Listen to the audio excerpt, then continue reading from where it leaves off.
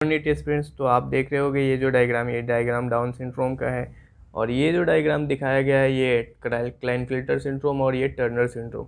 अब point important ये है कि यहाँ पे देखो, जो सिंड्रोम होता है क्रोमोसोमल डिसऑर्डर, ये एनियोप्लॉइडी एक होता है और एक पॉलीप्लॉइडी होता है। एक्चुअल में जो ये डाउन सिंड्रोम है, क्लाइनफिल्टर और टर्नर सिंड्रोम है, ये तीनों के तीनों ही क्या है, एनियोप्लॉइडी है।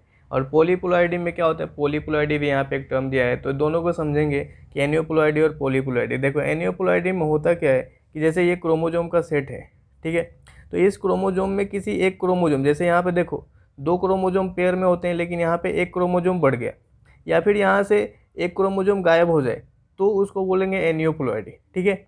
लेकिन क्या होता है कि पॉलीप्लॉइडी में क्या होता है, जो पॉलीप्लॉइडी होता है उसमें whole set of chromosome change हो जाते हैं। फॉर एग्जांपल यहाँ पे n है तो 2n हो जाएगा, 2n है तो 4n हो जाएगा। मतलब क्या कि अगर 46 क्रोमोसोम है तो उसका डबल हो सकता है, ट्रिपल हो जाए, तो उसको बोलेंगे पॉलीप्लॉइडी, ठीक है। लेकिन मान लो कि 46 क्रोमोसोम है, ठीक है, 47 हो जाए या फिर 48 हो जाए, 49 हो जाए, तो देखो क्रोमोसोम का एक एक क्रोमोसोम बढ़ रहा है ना, एक कम बढ़ रहा है या कम हो रहा है, मतलब नंबर ऑफ क्रोमोसोम कम या ज़्यादा हो तो उसको बोलेंगे एनियोप्लॉइडी।